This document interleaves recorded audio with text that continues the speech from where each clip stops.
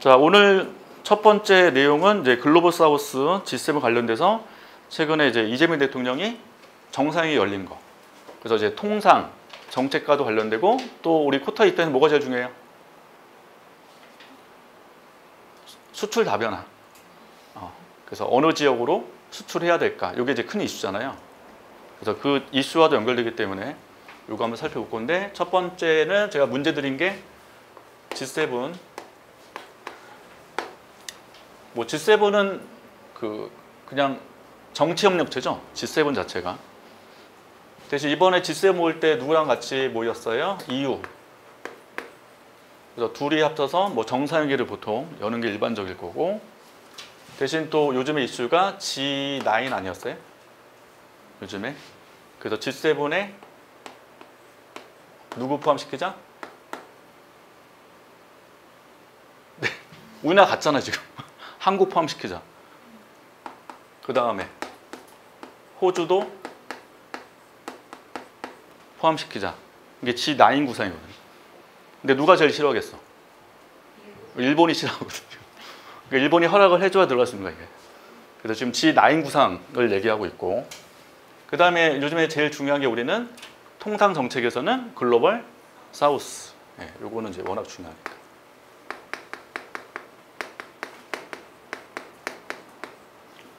그래서 개념 뭐예요?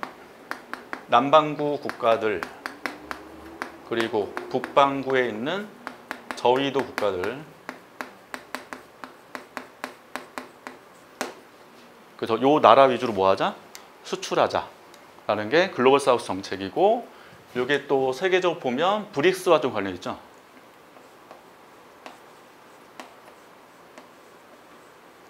그래서 어디 들어가요? 일단 브라질 들어가고요. 대신 러시아는 요거 사우스에 들어가지 않죠. 러시아는 일단 빼고 아예 인도, 그 다음에 인도네시아도 지금 들어갔거든요.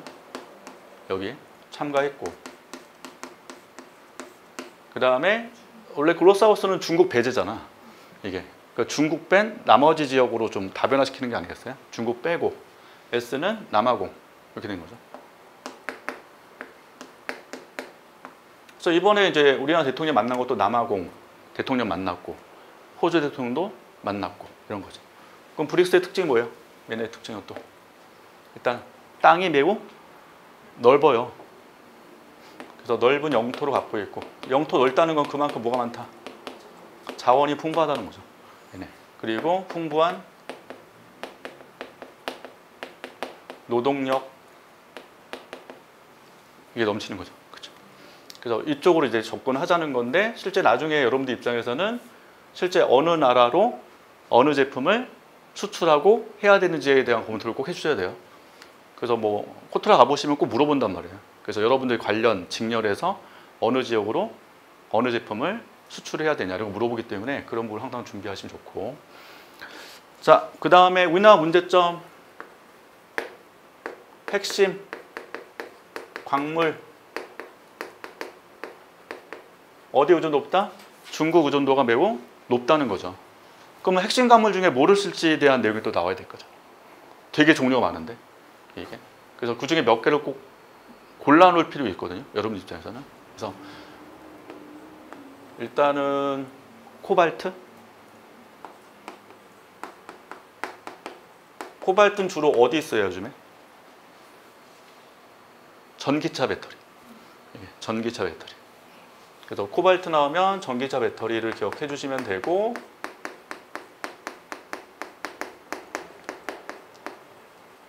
자, 배터리 종류 중에 두 개 있어요. 가장 유명한 게 배터리.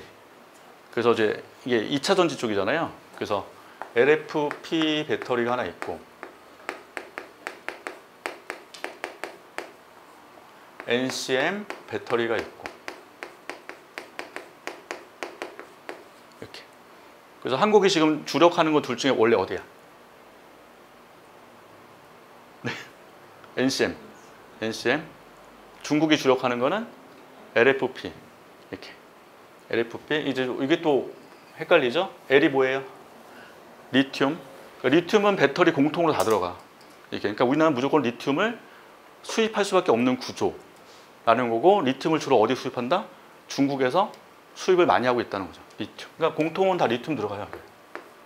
리튬 들어가고, 그 다음에 L이 리튬이잖아요. 그 다음에 F 인산 철. 이렇게. 그래서 이게 LFP는 기본 3개. 리튬, 인산, 철이 들어가는 거예요. 그 다음에 NCM은 N이 니켈, C가 바로 코발트예요. M이 망간. 이렇게. 그래서 이게 차이가 있다고. 한국이 지금 NCM 배터리를 주로 개발했는데 지금 중국한테 밀려요. LFP에. 차이는 왜 그럴까? 어디가 더 안정성이 높을까요? 화재 발생. 낮은 거, 높은 거. NCM이 화재 발생이 더 높아요. 이게 중국 게 더 낮고. 근데 왜 중국 거를 잘 안 살까? 주행거리가 짧아요. 중국 게 또. 그래서 밑에 게 주행거리가 더 길고. 근데 최근에 중국이 그걸 극복했다고. 이게. 그래서 지금 완전 밀리는 거예요. 현재 분위기가 되게 안 좋죠. 배터리가. 그래서 한국도 지금 뭘로 가자? LFP로 가자고 노력을 하고 있는 거예요. 이게. 근데 코발트가 들어간다. 코발트. 이렇게 NCM. 코발트가 굉장히 고가거든요. 이게. 그러면 당연히 제조비가 뭐가 비싸요? NCM이 더 비싼 거고 중국 게 저가잖아. 이게. 그러니까 중국 게 지금 더 잘 팔리지. 저렴하면서도 주행거리도 길어지고 안정성도 높아지고. 이렇게 되는 거죠. 추세가. 그래서 원래 이제 배터리 같은 거는 뭐 문제가 뭐냐면 일정 기간 지나면 다시금 버리고 새 거를 또 바꿔야 되잖아요. 재활용이 핵심이야 또 이게. 그럼 재활용할 때 뭐가 더 수익성이 크겠어요? 둘 중에. NCM이 더 크겠지. 이게 더 고가가 많기 때문에. 그러니까 요거는 거의 쓸 게 없다. 인산철 자체가 되게 저가, 쓸 필요가 없는 것들이기 때문에 이게 재활용에 대한 문제가 있어요. 이쪽에. 그래서 코발트는 전기차 배터리의 핵심. 이렇게 좀 보시면 되겠죠. 그 다음 또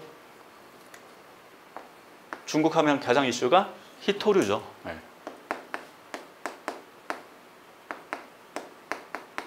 그래서 어디 써요? 첨단 방위산업에 주로 쓰이고, 그러니까 무기 같은 거 필요하고, 그다음에 스마트폰 사용되고, 전기차 배터리 필요하고 사용된다고.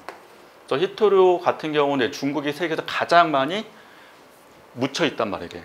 거의 한 50% 이상 묻혀 있기 때문에 중국 통해서 어차피 수입할 수밖에 없고, 그래서 중국 자체가 이제 환경 오염에 대한 걱정이 없다 보니까 히토류 자체를 채굴하고 정제하고 이런 거죠. 환경 오염 물질 나오지만 전혀 무시하고 중국은 지금 계속 생산하고 있단 말이에요.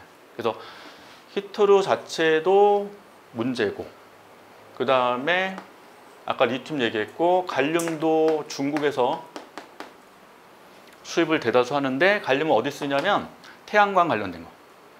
태양전지에 이제 필수거든요. 이게 또. 그 다음에 LED 아세요? 네, 여기도 주로 또 써요. LED. 그래서 지금 TV 있죠. TV. 고가 TV 있죠. 삼성, LG 거. 고가 TV는 뭐예요? LED예요? OLED예요? OLED거든. 이게. 그래서 삼성, LG는 OLED에 지금 주력하고 있는데, LED 쪽은 중국이야. 이게. 그래서 중국계 훨씬 더 싸면서 대형으로 나온다고 지금. 이게. 그래서 중국은 좀 LED 추종하고 한국은 OLED 추종. 갈륨과 관련돼 있다. 이렇게. 그래서 이렇게 쭉 내용 알면 답안 쓸 때 좀 편하겠죠. 예. 그래서 핵심 간물 중에서 여러분들 몇 개를 좀 골라놓고 답안 쓰시면 좋겠죠. 그래서 현황. 그래서 뭐 퍼센트는 기본 다 몇 프로 넘어요? 예. 코발트는 25%야. 코발트는. 그래서 25%인데 중국에서 수입하는 게 1등이야. 25%이 보여요. 나머지 다 70%대 넘어요. 이게. 코발트가 좀 낮은 편에 속하는데 여전히 중국이 1등. 다 1등. 중국 쪽에서 수입할 수밖에 없는 구조. 이렇게 보시면 돼요. 자, 그러면 이제 이것 때문에 어떻게 돼요? 각국은 핵심 간물을 수입 다변화할 필요가 있는 거 아니야, 지금. 수입 다변화를 해야 되겠죠. 핵심 단물. 첫 번째 미국. 자, 미국 하면 유명한 다자간 협의체가 있죠. 들어보셨나요? M 영어 약자로 MSP 협정. M이 뭐예요? 광물. S 시큐리티. 이렇게. 그 다음에 뭐라 해야 되나? 이게 플랜 관련돼서 나온 것 같아요. 그래서 이게 강물 안보 관련된 협정.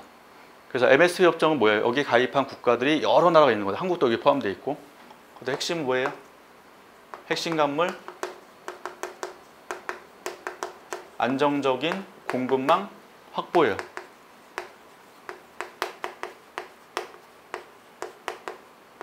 확보. 그래서 한국이 작년 7월부터 여기 의장국이야. 올해 7월까지. 예. 그래서 MSP 협정이란 말 기억하시면 되고. 그 다음에 EU는 뭐예요? EU는 중국에 대응해서 만든 거예요. 중국 하면 뭐가 기억나죠? 1대1로. 중국은. 근데 EU는 요거에 대응해서 만든 게 글로벌 게이트웨이.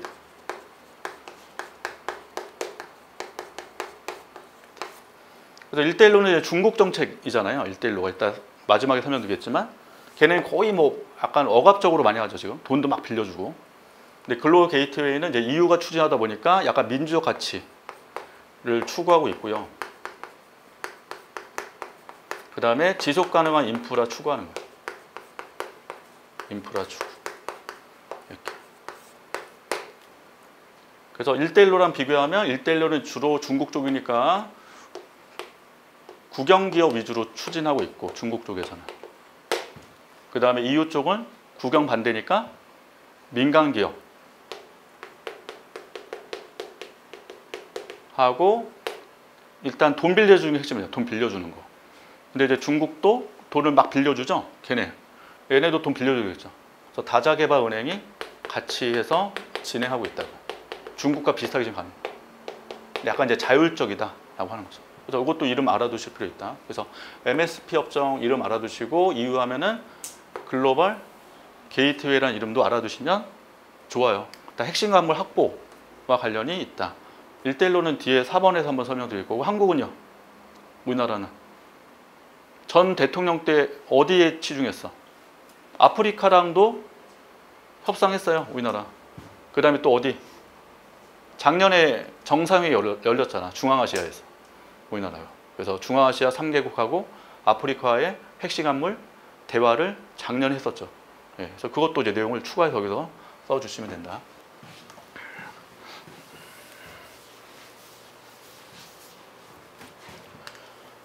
자, 마지막 네 번째는 중국이 중앙아시아하고 지금 밀접하게 지금 협력하고 있는데 역시 핵심 간물도 관련이 있고요. 그 다음에 제일 중요한 1대1로와 관련이 있다고 해요. 자, 중앙아시아 중에서 제일 땅덩이 넓은 나라 어디예요? 5개 국가 중에서 제일 땅 넓은. 네. 카자흐스탄이 제일 커요. 규모가. 그래서 그 나라 중심으로 이게 뒤에 다 붙어 있어요. 이렇게. 그래서 우즈베키스탄부터 다 이렇게 붙어 있거든요. 그래서 5개 국가 중국이 지금 밀접하게 협력하고 있고 한 2년 전부터 정상회의를 하고 있고요. 이번 7월 달에 또 해요. 이쪽에서도. 자, 그래서 1대1로와 일단 관련이 있다. 그래서 1대1로는 1대1로 이렇게 하잖아요. 그래서 1대가 어디예요? 육상이죠. 여기는 해상이고. 육상의 어떤 개척론을 구축하려면 뭐가 필요해요? 철도망. 철도망이 필요하고 해상은 항만이 필요하죠. 그래서 철도망도 구축하고 항만도 구축하고 있고 플러스 뭐를 또 추가했다? 통신망까지. 얘들이. 그래서 실크로드와 관련이 있다. 실크로드.